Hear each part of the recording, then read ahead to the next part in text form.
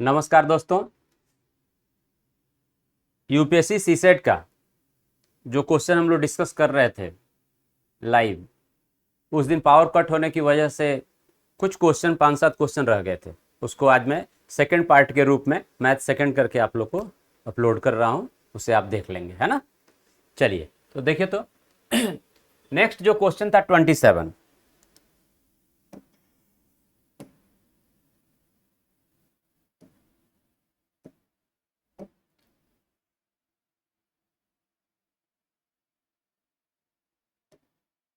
इसमें दिया गया है कि इन अ 2020 cricket match 3 players X, Y and Z score a total of 37 run. कितने स्कोर करते हैं? Score a total of 37 runs. Okay ना। अब कहता है कि 37 रन क्या हो गया total score. X Y Z 3 players हैं and they score 37 runs. The ratio of the number of runs, देखिए the ratio of the number of runs के जो रेशियो हैं, the ratio of the number of runs scored by x to the number of runs scored by y is equal to the ratio of number scored by, ठीक है ना। देखिए तो x and y is equal to the ratio of number of runs scored by y to the number of runs scored by z, ठीक है ना। ये हमारा क्वेश्चन है। ठीक, कह रहा है कि जो x एंड y का जो रेशियो है, number of runs scored by x, ratio of number of runs score by x to the number of score by y is equal to number of runs score by y to the number of run score by z। ये रेशियो दिया गया है run score का, है ना। और x, y, z क्या है भाई? ये तीनों क्या है? देखिए फर्स्ट को कहता है यहाँ पे क्वांटिटी, फर्स्ट क्या है? Run score by x. Second क्या है? Run score by y. और जेड क्या है? रन स्कोर बाई, ठीक है ना। क्लियर। थर्ड क्या है? Run score by Z. तो हमको यही बताना है भाई यहाँ पे, ठीक है। क्या हमको क्वेश्चन में किया गया है, ठीक है। तो अब ये तीन हमारे पास दिए गए हैं पॉइंट्स, और इससे हमें बताना है which of the following is correct, ठीक है ना। कि एक्स द्वारा जो रन स्कोर किया गया है उसको क्वांटिटी 1 कहा गया है, इसको 2 और इसको 3 रेस्पेक्टिवली। तो हमसे इसके आधार पर पूछा गया है ये कंक्लूजन, ठीक है ना। तो देखिए, तो यही वैल्यू हमें गिवन है, यही गिवन है ना, कि ratio of run score by x player to the y is equal to ratio of run score by y to the run score by z, ठीक है ना। अब देखिए, तो क्रॉस मल्टीप्लाई करेंगे तो हम लोग यहाँ पे कह सकते हैं कि therefore x y square is equal to x z. और इसका क्या मीनिंग हुआ ये हमें समझना है। इसका मीनिंग ये हुआ कि y द्वारा जो रन स्कोर किया गया है उसका स्क्वायर इक्वल है x और z द्वारा स्कोर किए गए रन से। मतलब x और z प्लेयर द्वारा जो भी रन स्कोर किया गया है, इसका मल्टीप्लाई जो है वह क्या है? एक क्या है? ये स्क्वायर नंबर है। वाई स्क्वायर का मतलब क्या हुआ? स्क्वायर नंबर है। ये हमें यहां से कंफर्म करना है, ठीक है ना।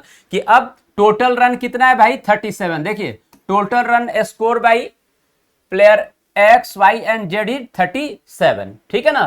तो वाई द्वारा जो रन स्कोर है वह क्या है? एक कैसा नंबर है भाई? तो कहता है कि उसका स्क्वायर जो है वह इक्वल है एक्स और जेड के। तो यही से आपको क्वेश्चन को समझना है और करना है। मतलब एक्स और जेड की इस तरह की दो संख्याएं ली जाए, एक्स एंड जेड, जो क्या हो भाई? जो क्या हो? एक स्क्वायर नंबर हो। क्या हो? एक स्क्वायर। इन दोनों का मल्टीप्लाई, एक्स और वाई, एक्स और जेड प्लेयर द्वारा जो भी स्कोर किया गया है रन, इन दोनों का जो गुणनफल हो वह एक स्क्वायर नंबर होना चाहिए, परफेक्ट स्क्वायर नंबर होना चाहिए, ठीक है ना। तो अब इस तरह से एक्स, वाई, जेड ये तीनों द्वारा रन जो स्कोर किया गया है कितना है? 37। तो हमें इस तरह की संख्याएं लेनी है ना। अब मान लीजिए अगर हम छोटी संख्या स्क्वायर में क्या 1 2 3 4 5, अगर 6 आप लेते हैं इसको तो 6 का स्क्वायर 36 होगा, ठीक है। और यहाँ पे जो वैल्यू लेंगे हम क्या क्या ले सकते हैं? 12 × 3 ले सकते हैं। तो सबका योग क्या होना चाहिए? 37। 37 किसका होना चाहिए भाई?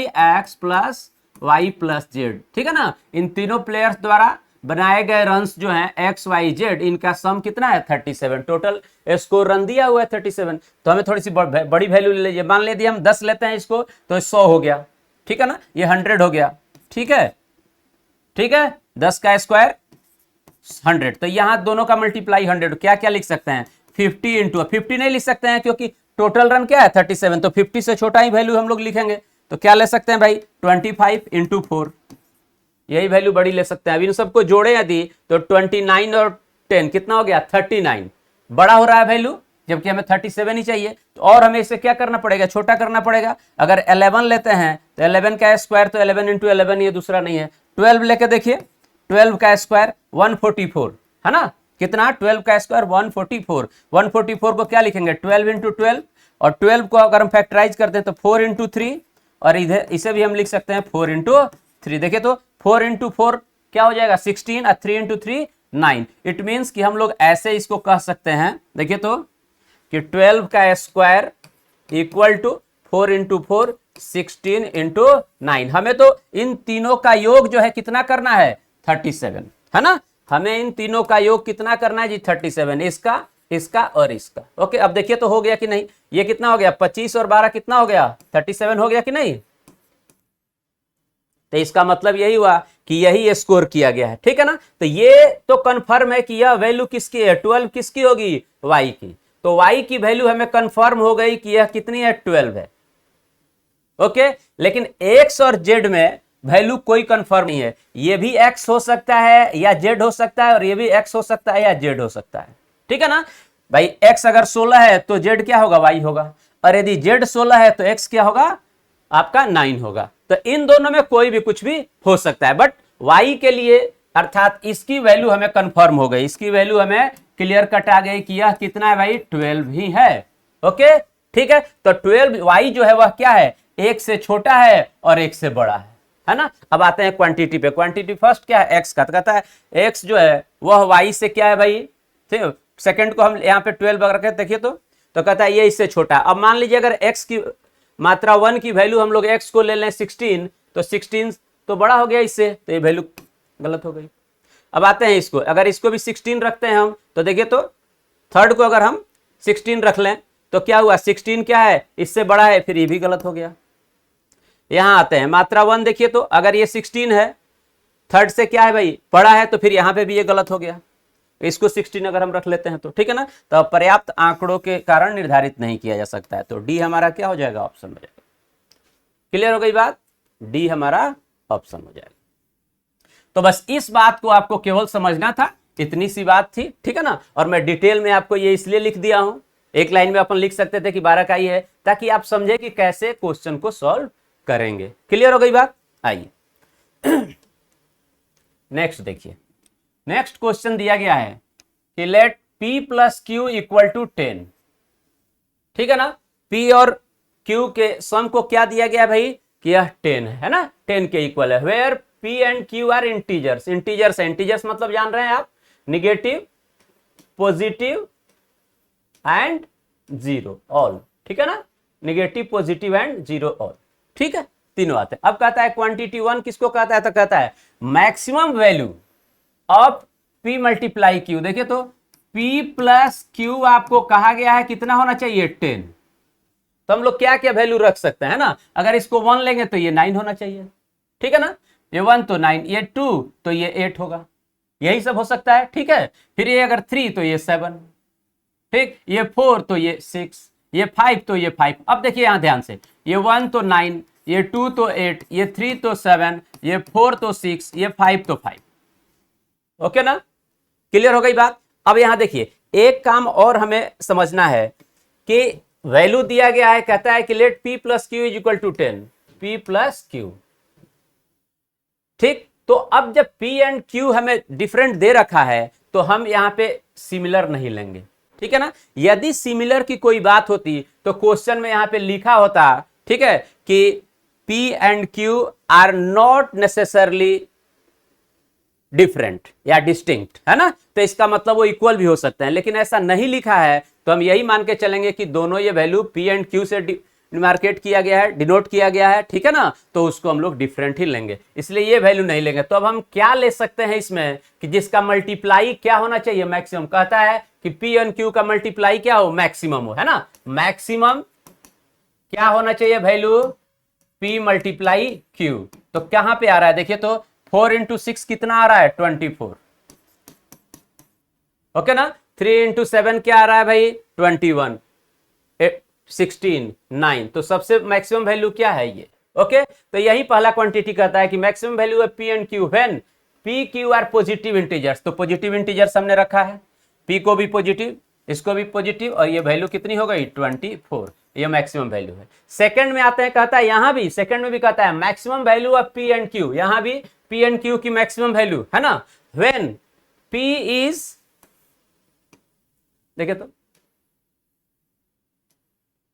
when P is greater than equal to -6, P is greater than equal to -6, मतलब 6 से बराबर हो -6 के, या आपका क्या हो भाई, इससे बड़ा हो, है ना। तो मान लीजिए कि यदि हम यहाँ पे निगेटिव लेते हैं 6 को, बड़ा तो क्या होगा, इससे छोटे जिस भी वैल्यू होंगे माइनस में, जितनी वैल्यू कम होती जाएगी सभी क्या है कि ग्रेटर वैल्यू है। तो कह रहा है कि इक्वल टू और ग्रेटर देन, इससे ग्रेटर देन इससे क्या होगा, -5, -4, -3, -2, -1, 0, 1, 2, 3, कितना भी होगा ये वैल्यू दिया गया है।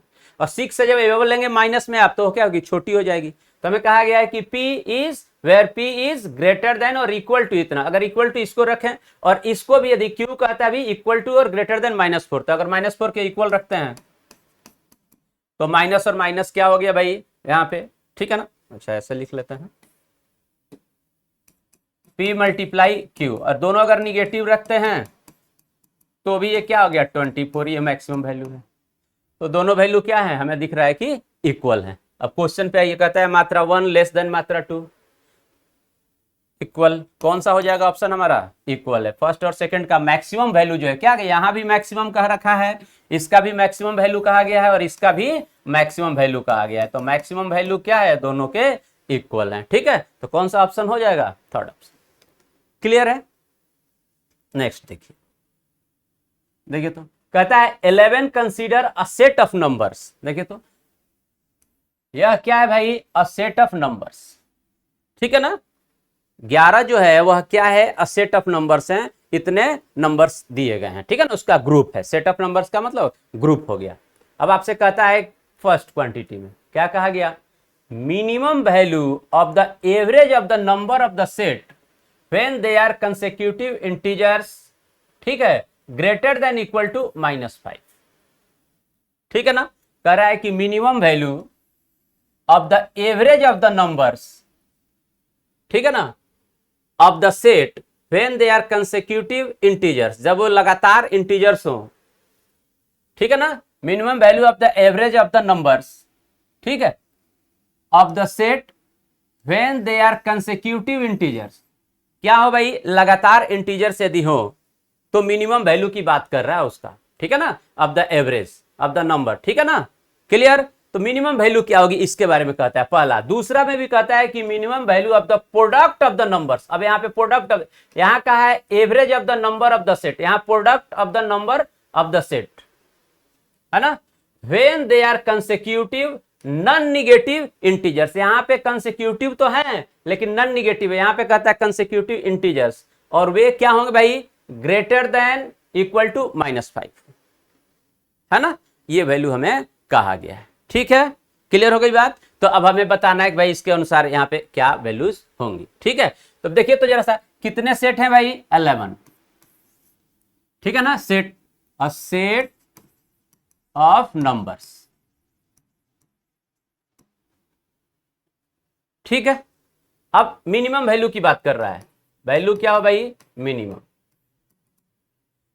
ठीक। अब मिनिमम वैल्यू में कहता है minimum value of the average of the number of the set, ठीक है, average of the number of the set, और उसमें कहता है when they are consecutive integers greater than equal to -5, ठीक है, ग्रेटर देन इक्वल टू -5, ठीक है। कंसेक्यूटिव इंटीजर्स हो, मिनिमम वैल्यू हमसे पूछा जा रहा है। तो क्या हम लोग यहाँ पे वैल्यू ले सकते हैं, जरा देखिए तो, यहाँ पे ग्रेटर देन इक्वल टू -5 दिया हुआ है, ठीक है, तो -5 के या तो वह बराबर हो या उससे बड़ा हो, ठीक है ना। और उनके कहता है कि मिनिमम वैल्यू हमें बताना है the average of the number of sets, ठीक है ना इसके।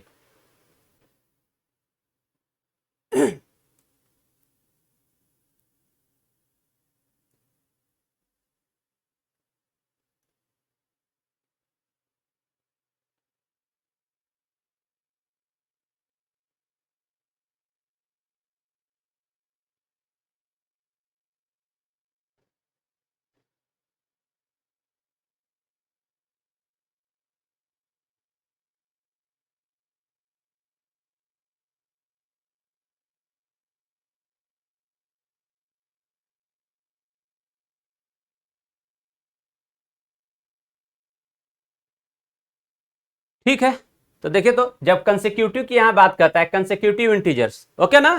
ठीक, अब ये समझना है वह क्या हो भाई, तो greater than equal to -5। It means क्या हुआ कि -5 से लेकर हम लोग कितने लेंगे भाई, कितने नंबर है सेट, 11 सेट्स है। तो -5 से यहाँ पे 0 है, तो इधर तरफ 5 हो गया। देखिए तो -1 -2 -3 -4 -5, और इधर भी कहां तक, 5 तक आ जाएगा। 1 2 3 4 5। अब देखिए तो कितने हो गए, ये 11 हो गए। ठीक, और मिनिमम वैल्यू की बात कर रहा है इनके एवरेज का। तो एवरेज क्या होता है भाई, सम। एवरेज क्या होता है, सम।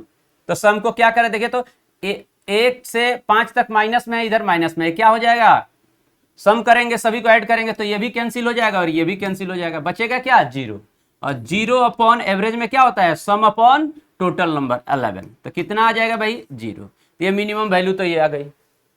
ओके, देन देखते हैं अगला, कहता है फिर minimum value of the product of the numbers of the set when they are consecutive non negative integers. ठीक है, जब ये नॉन नेगेटिव इंटीजर्स होंगे तब कहता है कि product of the numbers of the set when they are consecutive non negative integers.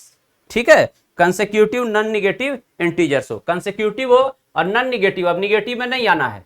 ठीक है, अब कहां से होगा भाई, पहली कंडीशन ये थी, क्वांटिटी फर्स्ट कर देते हैं, क्वांटिटी फर्स्ट, ओके ना। अब आते हैं यहां, देखिए क्वांटिटी सेकंड, इसकी भी मिनिमम वैल्यू कहा जा रहा है, मिनिमम वैल्यू। ठीक है, अब कंसेक्यूटिव होगा, बट क्या होगा भाई, कंसेक्यूटिव तो होगा लेकिन यह क्या होगा, नॉन निगेटिव होगा, निगेटिव नहीं लेना है। तो अब हम कहां से लेंगे भाई, 0 1 2 कहां तक, 10 तक लेंगे, 11 संख्याएं हो जाएंगी यहां तक।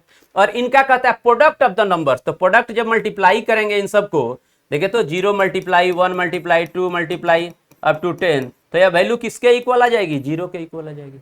और उसका फिर कहता है कि product of the number of the set when they are constitute, तो ये क्या आ गया, 0 हो गया। तो ये भी 0 है और ये भी क्या है, 0 है, दोनों क्या हो गए, इक्वल हो गए। ठीक है ना। अब हमसे पूछा गया है, क्या कहता है भाई, मात्रा 1 इक्वल टू मात्रा 2। ओके, क्लियर हो गया बात, देख रहा है ना। तो वर्ड पे ध्यान देना है, घबराना नहीं चीजों को, है ना, थोड़ी सी समझने की बात है। और इन बातों को आप अच्छे से डिटेल में पढ़ेंगे तभी कर पाएंगे, है ना। तो डिटेल में पढ़ना समझना जरूरी है, ठीक है ना। यहाँ पे चीजें कैसे करना है, कंफ्यूज नहीं होना है। कंसेक्यूटिव तो लगातार इंटीजर्स होना चाहिए और वे ग्रेटर देन इक्वल टू -5, इसका मतलब अधिक से अधिक कहां तक इक्वल होना चाहिए, -5। तो -5 से हमने ले लिया है, 11 नंबर सेट है तो 11 ले लिया। अब कहता है इनका एवरेज, तो एवरेज करेंगे, सबको ऐड करेंगे, तो ये -1 से लेके 5 तक है, ये 1 से 5 तक पॉजिटिव है, ये क्या हो जाएंगे, कैंसिल हो जाएंगे, बचेगा क्या, 0 अपॉन 11 एवरेज कहा गया है, तो ये आ गया आपका 0। और यहाँ प्रोडक्ट कहता है लेकिन नॉन निगेटिव कह दिया, तो नॉन निगेटिव में निगेटिव गायब हो गए, कहां से काउंटिंग करेंगे, 0 टू 10 तक, 11 संख्याएं हैं, ठीक है ना, 11 नंबर्स ऑफ सेट है, ठीक है ना, अ सेट ऑफ 11 नंबर्स है, तो 11 नंबर्स हो गए। अब इनको मल्टीप्लाई करेंगे, 0 आएंगे, दोनों क्वांटिटी क्या है भाई, फर्स्ट एंड सेकंड क्या है, इक्वल। ओके, आइए नेक्स्ट देखिए, कहता है द एवरेज ऑफ 3 नंबर्स, देखिए the average of 3 numbers p Q के, है ना, इज के, वह क्या है भाई, के है। अब कह रहा है कि एवरेज ऑफ 3 नंबर्स कौन कौन से भाई, तो कहता है पी क्यू एंड के। ओके, तो एवरेज क्या होता है 3 नंबर्स का, ऐड करके अपॉन 3 कीजिए, और ये वैल्यू कितना दिया गया है, गलत लिखा हुआ है यहाँ पे, के नहीं है, यहाँ पे आपका जो है पी क्यू ये आर होगा, ये आर होगा, है ना, इसको आर लिख दीजिए, ठीक है, पी क्यू आर सीक्वेंस में है ना, पी क्यू आर होगा ये, ठीक है। पी क्यू देखिए यहाँ पे, और ये तो ठीक है, यहाँ भी आर, पी क्यू और आर, ठीक है ना। तो इसको भी हम लोग आर बना लेते हैं, और ये कितना है, के है। कहता है कि the average of 3 numbers p q and r, ठीक है ना, p q and r is k. तो भाई 3 नंबर का एवरेज क्या होगा, सम डिवाइडेड बाई क्वांटिटी, यही के दिया गया है। देन कहता है is greater than the average as such as much as q is less than the average, है ना। कहता है कि यह जो है P इज, अच्छा ये हो गया, के तक हो गया। कहता है the average of 3 numbers P Q and R is K, तो ये पहली कंडीशन हमको दे दी गई। दूसरी क्या कहता है, कहता है P इज ग्रेटर, P जो है वह ग्रेटर है देन द एवरेज, ठीक है ना, P is greater than the average as much as Q is less than the average.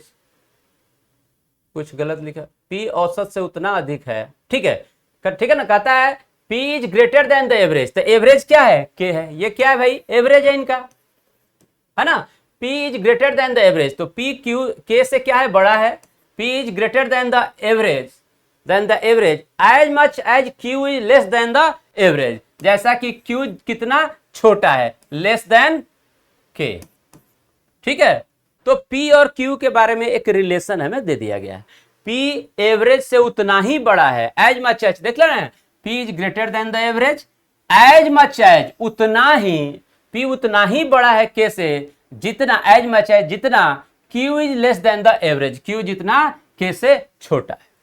Clear हो गई बात। तो हमसे पूछता है what is the value of R, R देखिए यहाँ पे ठीक लिखा हुआ है, what is the value of R, ये ठीक है ना। तो R की वैल्यू हमें बतानी कि R क्या होगी, ठीक है। अब देखिए तो यह एवरेज K है, और K से P जितना बड़ा है, P जितना ग्रेटर है, उतना ही Q क्या है, छोटा। क्लियर हो गई। मान लीजिए कि अगर हम K की बात करें, एवरेज 10 है, तो दोनों 10-10 होना चाहिए। मान लीजिए ये 2 बड़ा है, तो ये 12 है, तो ये कितना हो गया भाई, 8 हो गया। अब देखिए तो P is greater than average 10, कितना ग्रेटर है, 2, as much as Q less than the average, Q less than the average, Q जो है एवरेज से कितना छोटा है, 2। तो इसी बात को कहा गया है हमें, ठीक है ना। तो इसका मतलब हम देख रहे हैं, क्या देख रहे हैं भाई, देखिए तो P और Q का डिफरेंस और Q और K का डिफरेंस, दोनों क्या है, सेम है, दोनों क्या है, सेम है, ठीक है ना। यहां देख रहे हैं आप, तो K की वैल्यू क्या है, K क्या है, इन दोनों का एवरेज है।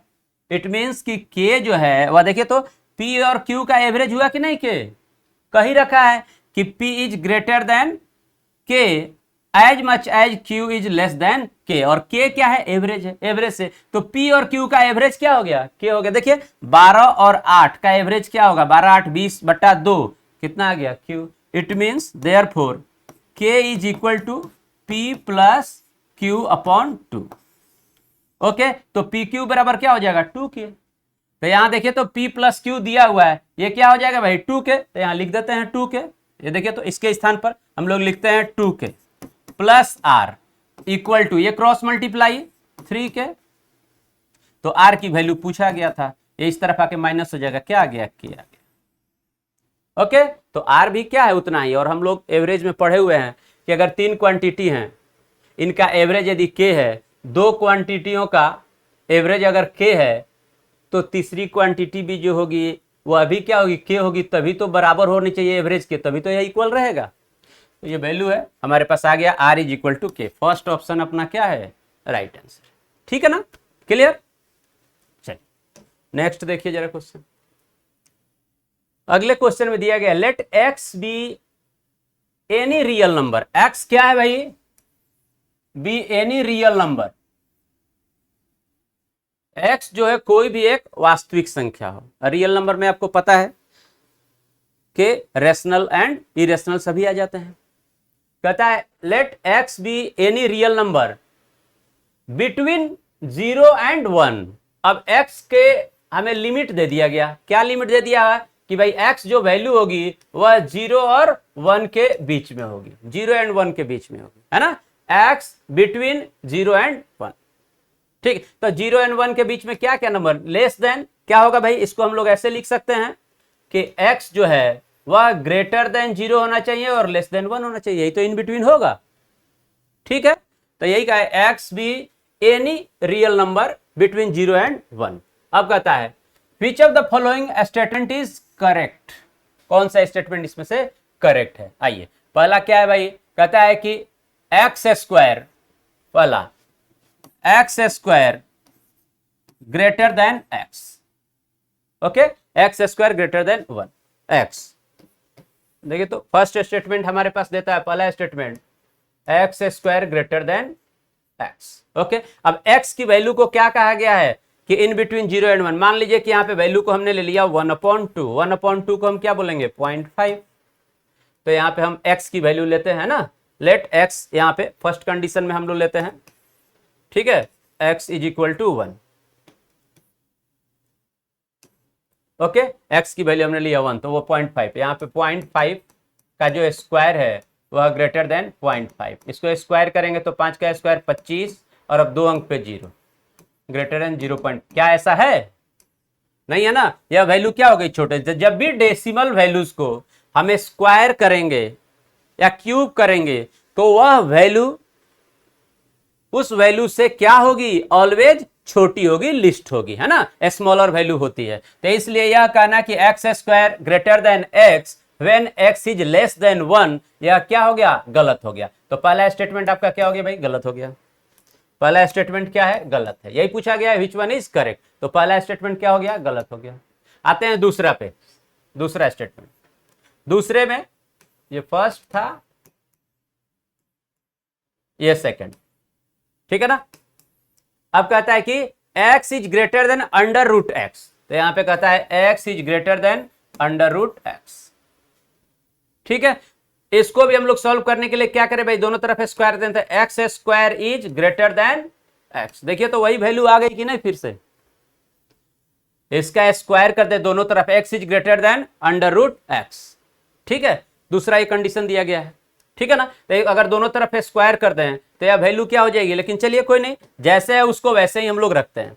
अब x की वैल्यू अगर अगेन यही वैल्यू रखते हैं 1.2 ही रखिए, कोई दिक्कत नहीं, हमें उसे सॉल्व करना है 0.5, तो यह क्या है भाई 0.5, ओके, और ये ग्रेटर देन 0.5 अंडर रूट, ठीक है ना, अंडर रूट। अब देखिए तो 0.5 अंडर रूट की बात हम लोग कर रहे हैं, डेसिमल वैल्यू है ना, डेसिमल वैल्यू को हम लोग क्या करेंगे भाई, इसका वैल्यू निकालेंगे तो देखिए तो अंडर रूट करेंगे तो पावर इसकी क्या हो जाएगी, इसी को करेंगे तो पावर इसका 1/2 हो जाएगा, इसको हम लोग ऐसे भी लिख सकते हैं 0.5 की पावर 1/2, क्लियर है, ठीक है, 0.5 की पावर 1/2। अब देखिए तो 0.5 इज ग्रेटर देन क्या है, क्या तो नहीं, देखिए तो जब इसका अंडर रूट हम करेंगे वैल्यू, स्क्वायर रूट, जब देखिए जब डेसिमल का स्क्वायर करते हैं, ठीक है, डेसिमल का स्क्वायर करते हैं तो लिस्ट वैल्यू आती है, लिस्ट वैल्यू, क्या बोल रहे हैं, least value, list smaller value, small value, और जब डेसिमल का अंडर रूट करते हैं तो ग्रेटर वैल्यू आती है, क्या आती है, ग्रेटर वैल्यू। आप 0.5 का अगर स्क्वायर रूट निकालेंगे, देखिए तो 0.5 का स्क्वायर रूट आप निकालेंगे, ठीक है, तो हम लोग क्या करते हैं भाई, पेयर करते हैं, तो यहाँ पे बना लीजिए 0, ठीक है, तो ये दशमलव का दशमलव हो गया, और यहाँ पे क्या है आपका, देखिए जरा सा 50 है 50, अब 50 के लिए क्या लेंगे हम लोग 7, तब तो 49 होगा, तो इसका मतलब यह वैल्यू जो आ रही है वह इससे क्या आ रही है, ग्रेटर, क्या आ रही है, ग्रेटर, यह वैल्यू क्या है, इससे ग्रेटर है। तो ये वैल्यू जब भी स्क्वायर रूट होगा तो क्या है, यह इससे ग्रेटर आएगा, तो यह ग्रेटर है x से, स्क्वायर रूट ग्रेटर है x से, जबकि कह रहा है x ग्रेटर देन y, तो यह वैल्यू जो है 0.5 ग्रेटर देन, यह है क्या, नहीं है ना, ये ग्रेटर वैल्यू है, ये ग्रेटर वैल्यू है, और यहां कह रहा है ये ग्रेटर है, तो ये भी वैल्यू क्या हो गई, गलत हो गई, ठीक है, ये भी गलत है, तो हमारा फर्स्ट और सेकंड दोनों ही गलत है। आप यहां पे नोट कर सकते हैं, ठीक है ना, कि डेसिमल डेसिमल जो डिजिट्स होंगे, है ना, डेसिमल, यदि डेसिमल नंबर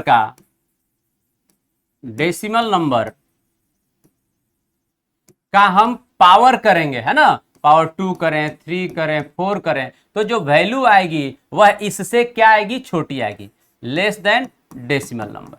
ओके ना, जो वैल्यू प्राप्त होगी वह क्या होगी, less than decimal number. Okay, और यदि डेसिमल नंबर का ऐसे ही लिख देते हैं,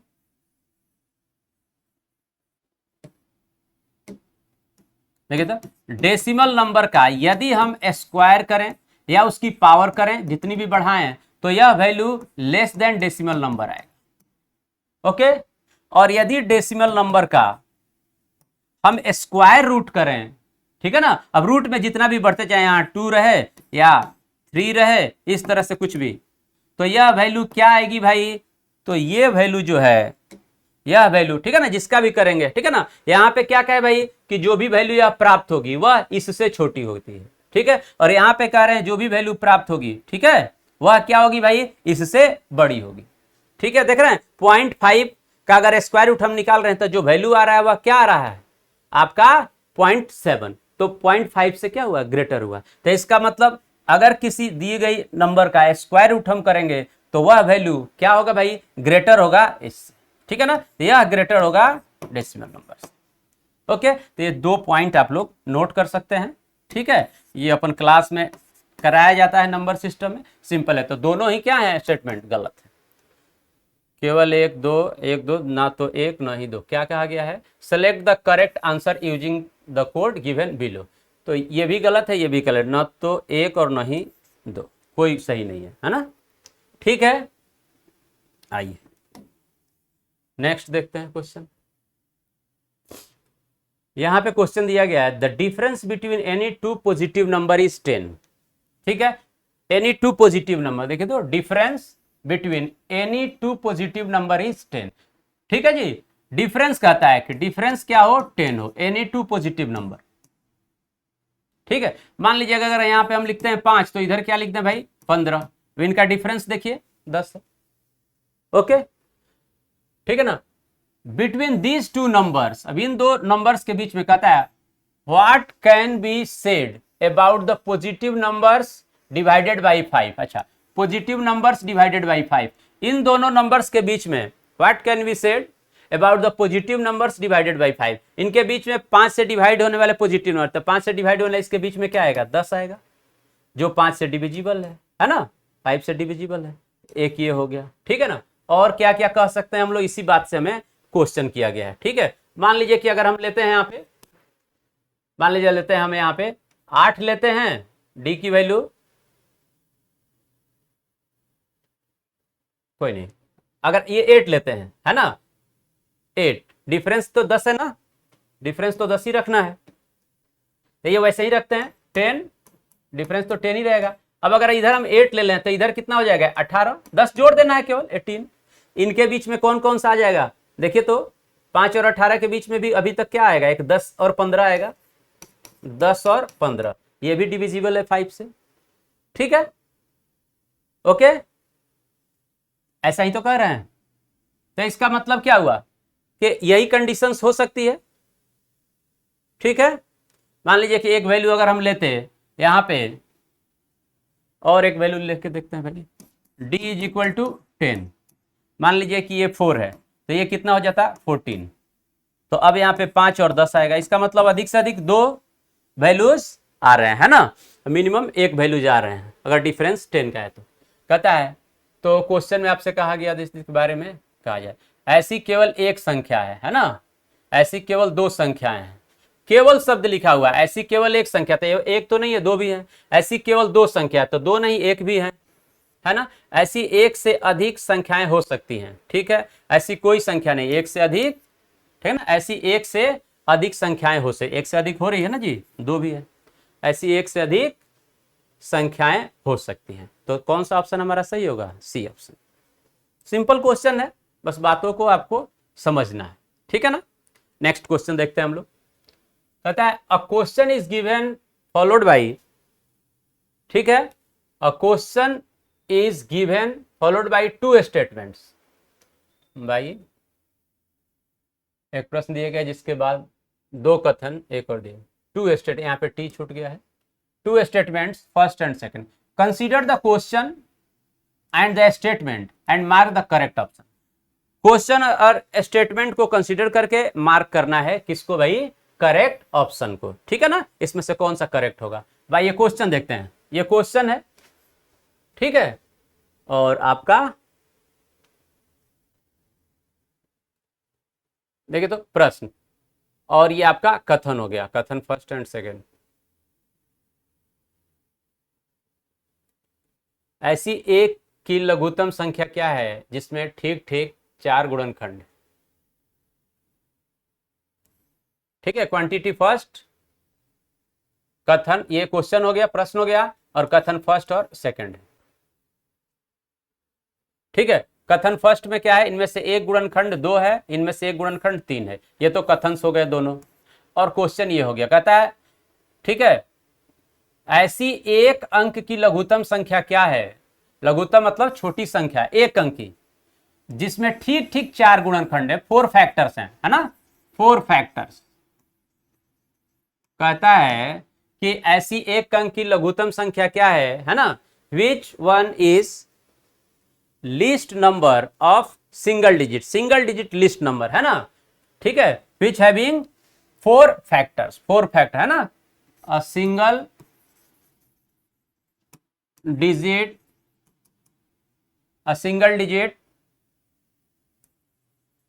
नंबर, है ना, ऐसी एक अंक की लघुत्तम संख्या क्या है, a single digit list number, ठीक है ना, हैविंग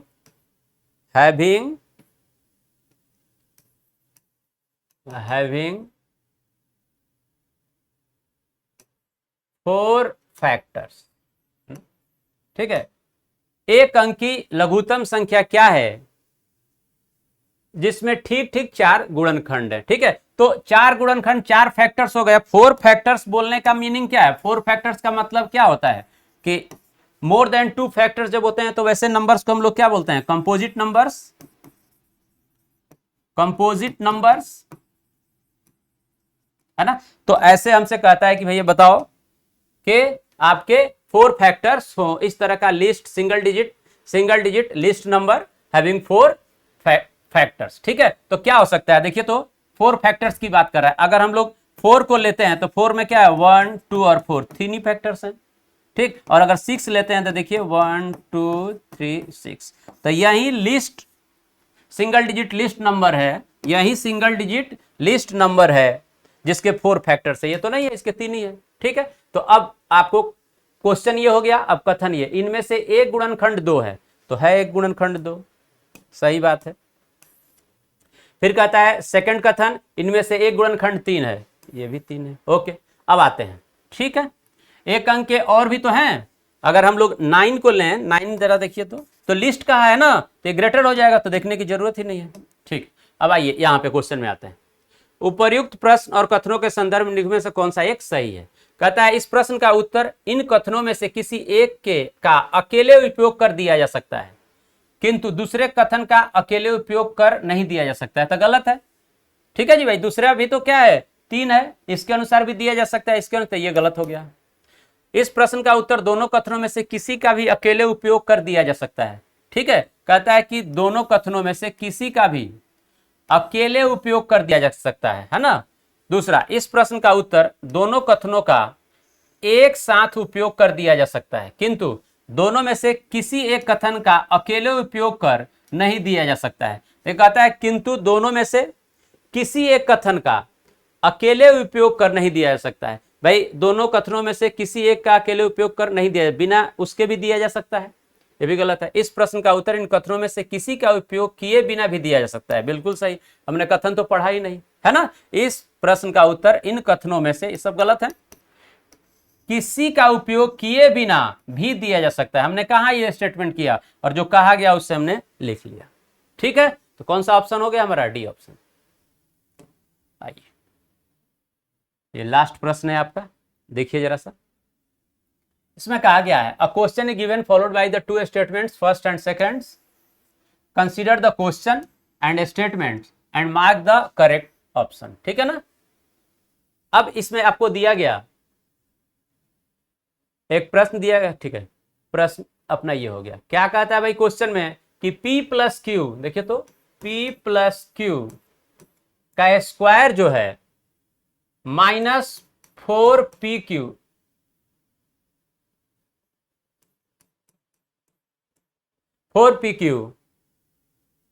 ठीक है ना। ये पहला कहता है दिस स्क्वायर माइनस दिस, जहां PQ धन पूर्ण संख्याएं हैं, धनात्मक हैं, पॉजिटिव हैं। PQ क्या है भाई, पॉजिटिव नंबर्स हैं। PQ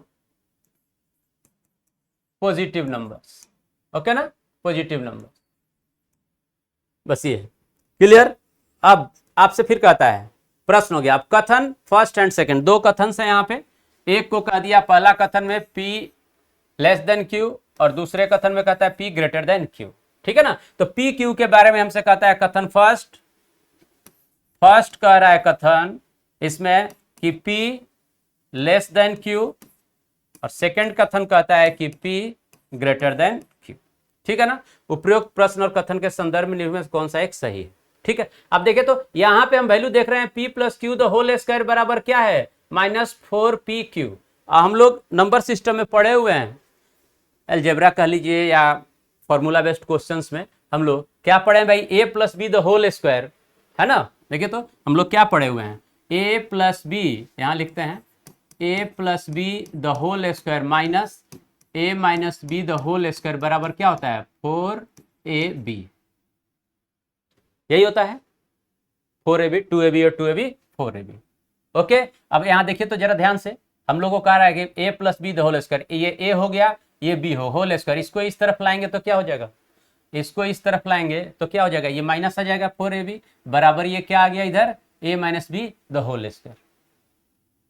क्लियर हो गई बात, क्या हो गया A माइनस बी। तो हम लोग इसको ऐसे लिख सकते हैं ना, इसी स्टेटमेंट को ऐसे लिख सकते हैं, P plus q the whole square minus P minus q the whole square is equal to 4PQ। ठीक है, क्लियर हो गई बात। ठीक है, 4PQ। तो यही टर्म्स है, दोनों का योग यहां कह दिया कि प्रश्न में कह दिया P plus q the whole square minus 4PQ, जहां ये धन पूर्णांक धनात्मक संख्या है, तो P और Q के बीच हमें रिलेशन बताना है। क्या करना है भाई कि P और Q के बीच क्या रिलेशन है, यही हमें बताना है। ठीक है ना। अब एक चीज देखिए तो जरा ध्यान से, हमें स्टेटमेंट में दे रखा है कथन में P लेस देन Q या P ग्रेटर देन Q। ठीक है। तो जब यह डिफरेंट हमें शो कर रखा है, इसका मतलब हम इक्वल नहीं लेंगे। ठीक है ना। इसका अर्थ हुआ कि कोई ना कोई इसमें बड़ा या छोटा है। ठीक है, इनमें से। तो अब यहां पे देखिए तो P प्लस क्यू, ठीक है, और P minus q the whole square 4PQ। Okay, ठीक है। तो हमें यह पता चल गया कि भाई स्टेटमेंट से ही कि अगर हम इसको बाइफरकेट करते हैं तो जो भी वैल्यू होगी वह क्या है भाई, P और Q क्या होंगे, डिफरेंट होंगे। ठीक है ना। और फर्स्ट वाले में कह रहा है क्या, धनात्मक संख्याएं हैं। ठीक है, PQ धनपूर्ण संख्याएं हैं, धनात्मक हैं। तो अब हमें क्वेश्चन में कहता है इस प्रकार के उत्तर इन कथनों में से, पहला इस प्रश्न का उत्तर इन कथनों में से किसी एक का अकेले उपयोग कर दिया जा सकता है, किंतु दूसरे कथन का अकेले उपयोग कर नहीं दिया जा सकता है। ठीक है, इस प्रश्न का उत्तर दोनों कथनों में से किसी का भी अकेले उपयोग कर दिया जा सकता है। ठीक है, कोई मान ले कि अगर हम लोग, ठीक है। तीसरा कहता है इस प्रश्न का उत्तर दोनों कथनों का एक साथ उपयोग कर दिया जा सकता है, किंतु दोनों में से किसी एक का, ये गलत है। इस प्रश्न का उत्तर इन कथनों में से किसी का उपयोग किए बिना दिया जा सकता है। तो हम लोग क्या देख रहे हैं कि भाई किसी एक का उपयोग कर दिया जा सकता है, P ग्रेटर देन Q, जो भी वैल्यूज है यहाँ पे, है ना। ठीक है, यही हमें स्टेटमेंट में दे रखा है, दिस स्क्वायर माइनस 4PQ। तो यह वास्तव में क्या वैल्यू है भाई, तो A प्लस बी दो संख्याओं के वर्ग और दो संख्याओं के अंतर का वर्ग का क्या है, डिफरेंस है। ठीक है, तो कोई भी आप दो संख्याएं यदि ले लेते हैं पॉजिटिव, तो वहां पे यहाँ पे P और Q क्या होंगे, डिफरेंट होंगे, है ना। P और Q क्या होंगे, डिफरेंट होंगे। मान लीजिए अगर हम एक को लेते हैं 6, दूसरे को ले लेते हैं 8, तो भाई 6 और 8 का वर्ग माइनस 6 माइनस 8 का वर्ग का बराबर ये 4PQ आपको आएगा। तो P और Q क्या है, डिफरेंट। तो किसी एक को हम लोग अगर लेते हैं, ठीक है, किया, तो भी वैल्यूज को हम लोग लिख सकते हैं। हमें P माइनस क्यू है तो P ग्रेटर देन Q ले लेते हैं। तो एक किसी से भी हो सकता है। क्या लिखे हम लोग भाई आंसर, इस प्रश्न का उत्तर दोनों कथनों में से किसी का भी अकेले उपयोग कर दिया जा सकता है। तो सेकेंड ऑप्शन अपना क्या हो जाएगा, राइट आंसर हो जाएगा। ठीक है, डिफरेंट होगा, हम इक्वल नहीं लेंगे। इक्वल क्यों नहीं ले रहे हैं, क्योंकि हमें यहां पे ऑप्शन में देखिए ये 4pq है, इसको फैक्टराइज करें हम, इसको अगर हम फैक्टराइज करें तो 4 इंटू पी इंटू क्यू। ठीक है, क्लियर हो गया। तो ये डिफरेंट वैल्यूज हमें जब दे रखा है कि p लेस देन या क्यू ग्रेटर देन ये, तो इस कंडीशन में हम दोनों को सिमिलर नहीं लेंगे, ठीक है ना, डिफरेंट लेंगे। तो कोई एक हो सकता है, इसलिए हमारा ऑप्शन कौन होगा, बी होगा। ओके, तो चलिए इसको आप लोग देख लेंगे। और सी सेट का बैच जो है, आप जो भी हमसे पढ़ रखे हैं उन्होंने देखा होगा कि लगातार वो 2023 का हो या 24 का या 25 का, सभी सी सेट के क्वेश्चन अपने क्लास से कराए हुए हैं, है ना। तो एक नया बैच हम लोग जुलाई फर्स्ट वीक में स्टार्ट करेंगे, तो आप उससे जुड़ सकते हैं। एप्लीकेशन पर क्लासेज होंगी और आपका डिटेल जो है इन्फॉर्मेशन आ जाएगा जल्द ही। तो चैनल को आप लोग सब्सक्राइब कर लें और एप्लीकेशन उसी नाम से है, तो उससे भी आप लोग डाउनलोड कर लें, क्योंकि क्लासेज जो डिटेल होंगी वो आपके एप्लीकेशन पर है। Okay, thank you.